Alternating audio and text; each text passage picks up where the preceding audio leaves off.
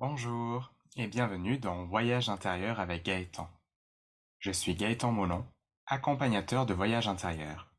À Paris ou en visioconférence, je vous accompagne à explorer votre intériorité, à rencontrer vos parts les plus souffrantes et dialoguer avec elles pour mieux les comprendre.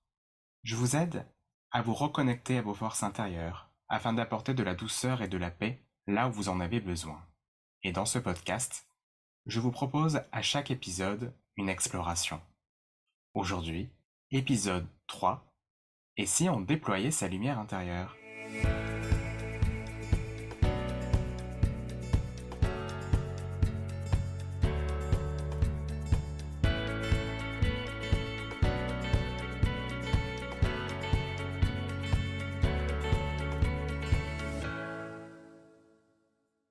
Lumière intérieure. Qu'est-ce que cela évoque pour vous?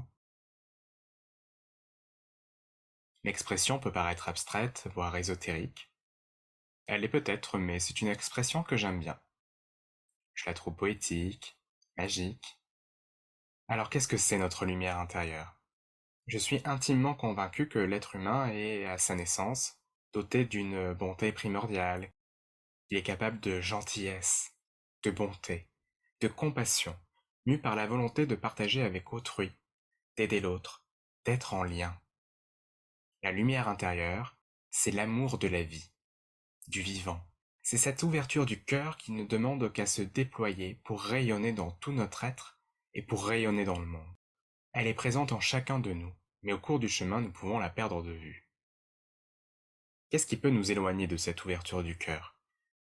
Cela nous arrive à tous de ressentir de la colère, de la jalousie, du regret, de la honte, du rejet, de l'arrogance, de l'avidité et autres émotions qui ne nous sont pas agréables. Et c'est ok. Quand elles sont passagères, quand elles sont entendues, elles viennent nous dire quelque chose. Elles s'expriment et puis elles partent. Mais lorsque nous nous enfermons dans ces émotions, lorsque nous ne voyons la vie qu'à travers elles, soit parce que nous nous attachons trop à elles, soit parce que nous ne les avons pas écoutées, elles prennent le contrôle de nos vies. Elles rendent notre vision plus restreinte. Tout ne sera prétexte qu'à la colère, qu'à la jalousie. En laissant ces émotions être à la tête de nos vies, nous nous abandonnons dans des vibrations qui nous fatiguent, qui nous installent dans un mal-être, qui nous éloignent des beautés de l'existence. Nous oublions notre lumière intérieure.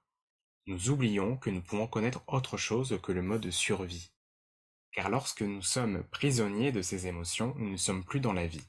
Nous gesticulons comme des pantins tenus par des fils que nous ne voyons plus ou que nous ne voyons pas.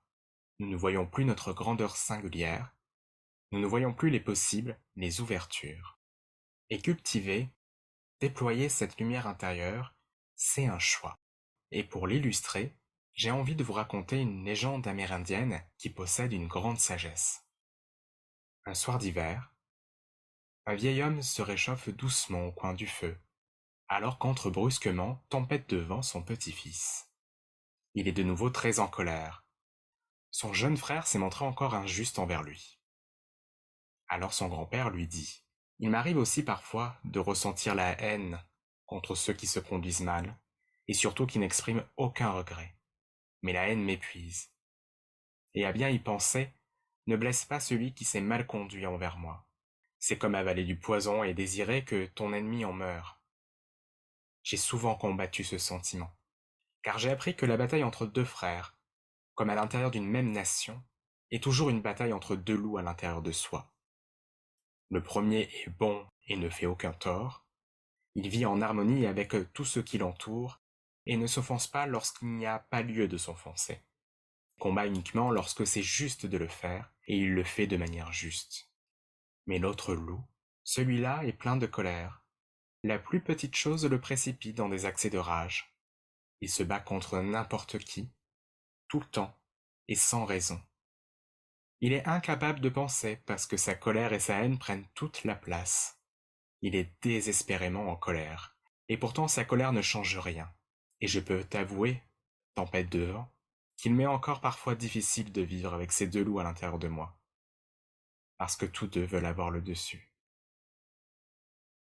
Le petit-fils regarde attentivement et longuement son grand-père dans les yeux et demande: Et lequel des deux loups va gagner, grand-père? Le grand-père Cherokee sourit et répond simplement: Celui que je nourris. Et vous, quel loup souhaitez-vous nourrir? Quelle émotion, quelle pensée, quelle action souhaitez-vous nourrir? La pratique qui va suivre est une invitation à nourrir le bon loup, à cultiver votre ouverture du cœur. Elle est un chemin possible pour cela. Et comme c'est une pratique, elle n'est pas à faire une bonne fois pour toutes, mais à expérimenter régulièrement quand vous vous sentez appelé par elle, quand vous sentez que vous vous éloignez du bon loup. Parce que cultiver sa lumière intérieure, être dans l'amour, c'est toujours un moment à faire, à refaire et à refaire. On n'est jamais installé dans l'amour une bonne fois pour toutes. Pourquoi? Tout simplement parce que nous sommes humains et que nous vivons de nombreuses expériences de tonalités différentes. Mais lorsque nous nous voyons partir dans des émotions, des énergies qui ne nous conviennent pas, lorsque nous nous en rendons compte, nous pouvons faire le choix de revenir vers le bon loup et de le nourrir. Je vous invite à vous installer confortablement. Prenez votre temps. Mettez ce podcast sur pause si besoin.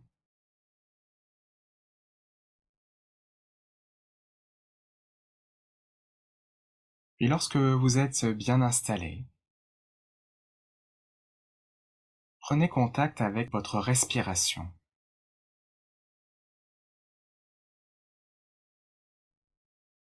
Sans chercher à la modifier, à la contrôler.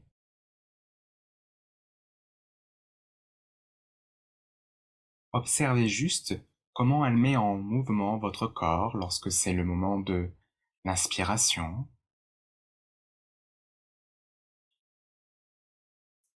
et lorsque c'est le moment de l'expiration.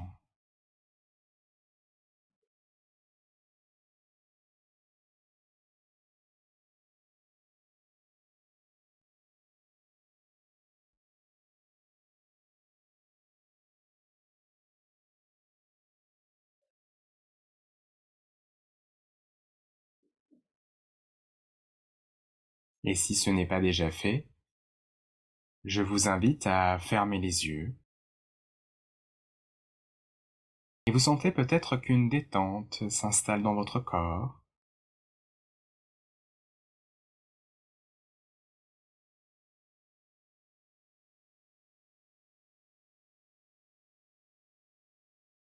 Et que votre respiration s'allonge.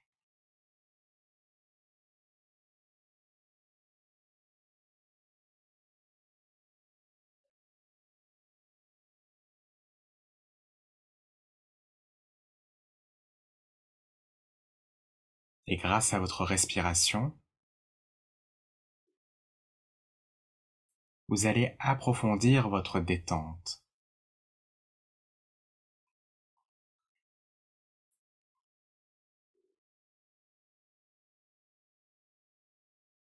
Dirigez votre souffle au niveau des pieds,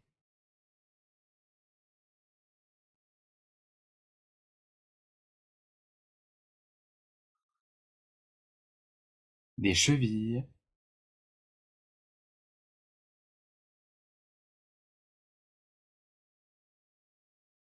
des mollets,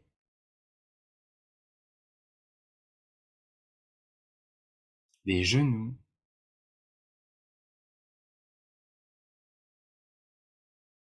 des cuisses,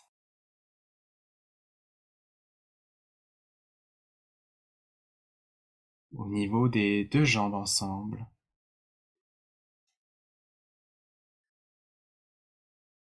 du ventre,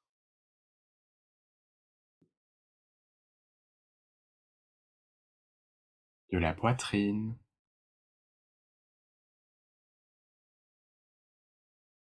les épaules,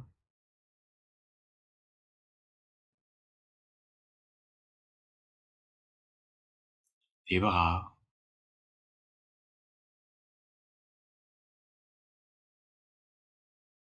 les mains,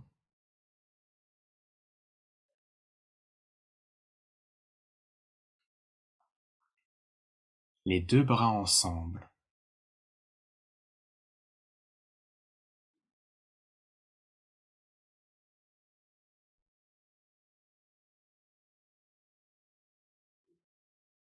dans tout le tronc de votre corps,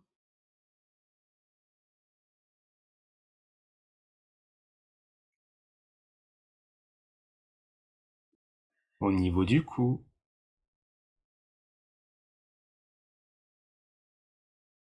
du menton,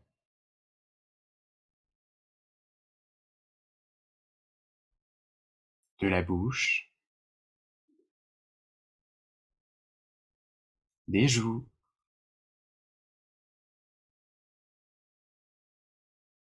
du nez,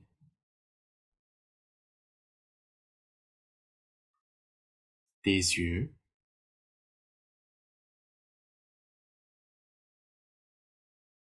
des oreilles,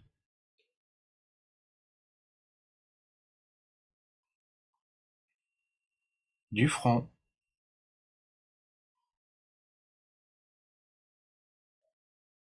au niveau du sommet de la tête,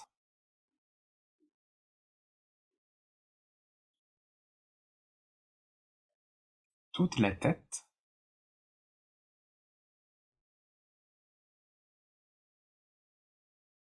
et dans tout votre corps.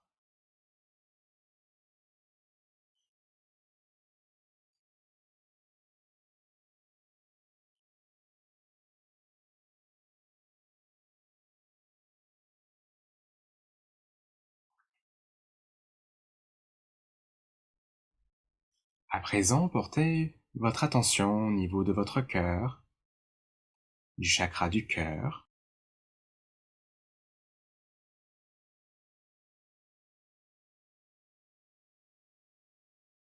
Si vous le souhaitez, vous pouvez déposer une main à cet endroit. Sentez votre cœur battre, votre cœur bon,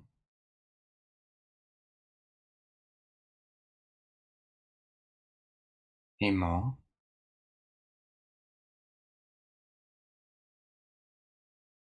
Vous ressentez peut-être une douce chaleur. Peut-être vous visualisez une lumière blanche.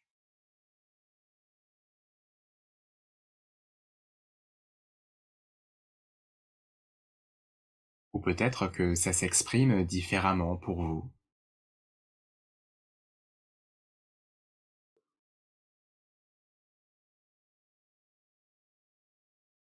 Mais vous êtes au contact de votre lumière intérieure.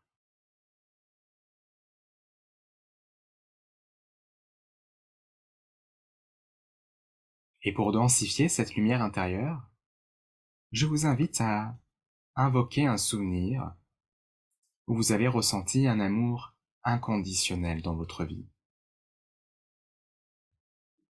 Pas besoin d'aller chercher bien loin, c'est un souvenir qui peut vous revenir là spontanément. Et ce n'est pas forcément quelque chose d'extraordinaire. Cet amour-là, nous le ressentons dans les moments ordinaires de notre vie. Une discussion avec un proche,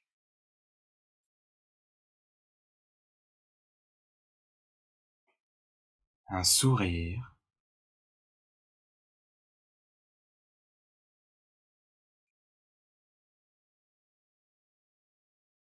un paysage.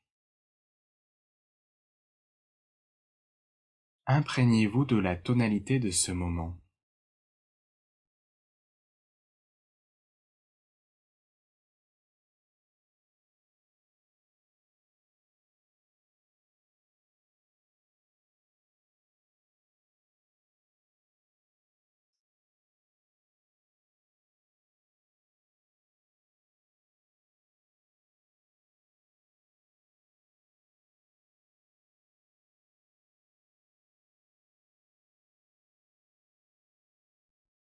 Puis sentez que cet amour, cette lumière intérieure, se diffuse dans toutes les cellules de votre corps.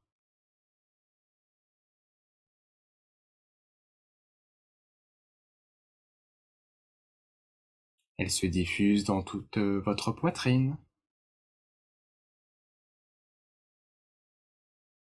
dans toute votre tête, dans vos bras, dans votre ventre,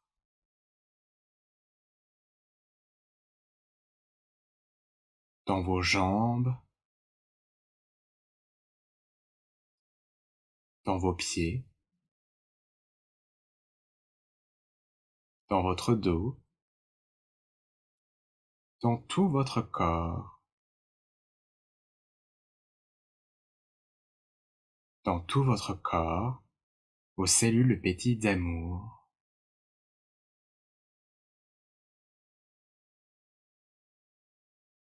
Elles pétillent de joie.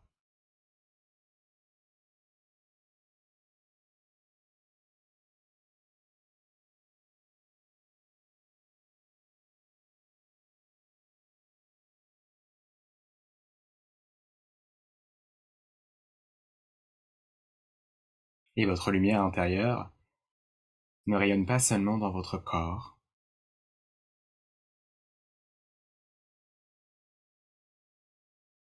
Vous sentez qu'elle se diffuse, même hors de vous. Elle se diffuse auprès d'une personne que vous aimez,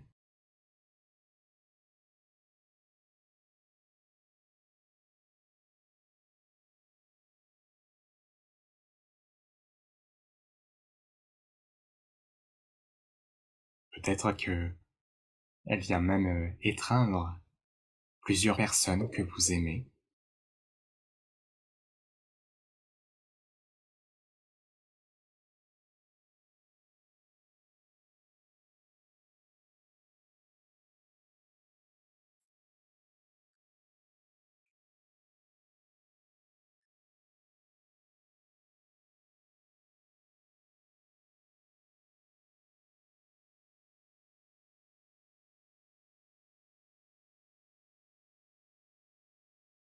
Puis votre lumière en intérieur touche les personnes qui habitent dans la même ville que vous,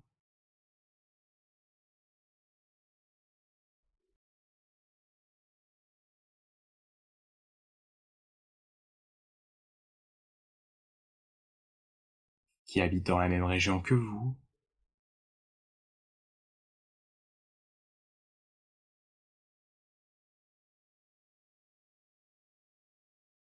le même pays.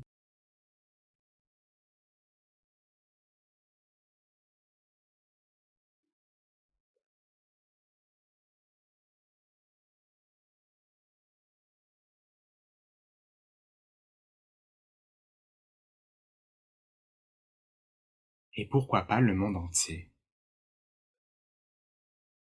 Votre lumière intérieure est sans limite. Et lorsqu'elle est en contact avec d'autres lumières, sa puissance se renforce.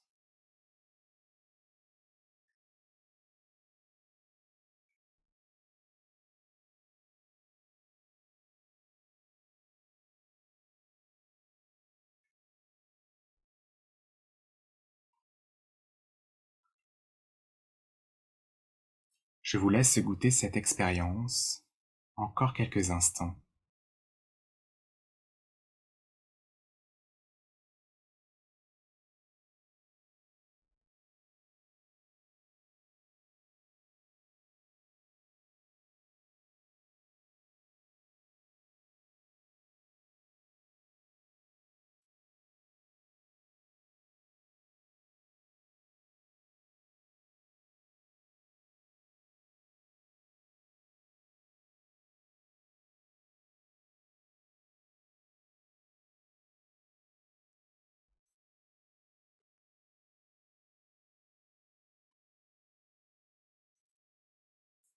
Puis, quand c'est le bon moment pour vous, Effacez toutes les images.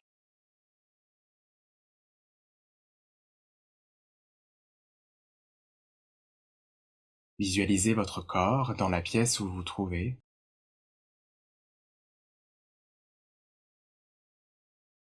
Ramenez à vous l'idée du mouvement.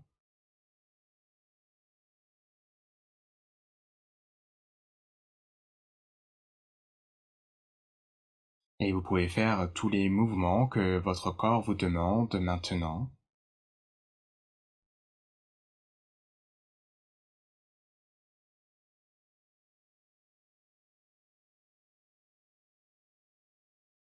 Et quand c'est le moment pour vous, vous pouvez simplement et avec douceur ouvrir les yeux. Le voyage intérieur est terminé.